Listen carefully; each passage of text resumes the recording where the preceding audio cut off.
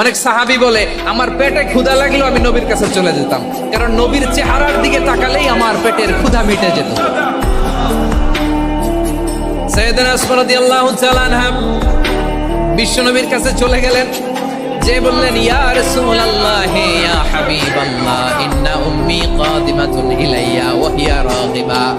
আমার মা মক্কা থেকে অনেক দূর মরুর পথ পাড়ি দিয়ে উপহার সামগ্রী নিয়ে মদিনায় আমার সাথে দেখা করতে এসেছে গো নবী। আমার জানতে বড্ড ইচ্ছে হয় আমি আমার মুশরিকা মায়ের সাথে একটু দেখা করতে পারবো কিনা।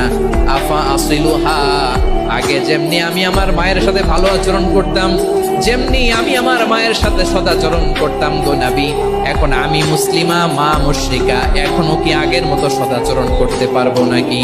বিশ্বনবী বললেন নাম সিদিহা, হ্যাঁ রে আসমা, অবশ্যই অবশ্যই, আগে ঠিক যেমন তুমি তোমার মায়ের সাথে ভালো আচরণ করতে, এখনো তেমনি আগের মতো ভালো আচরণ করবা।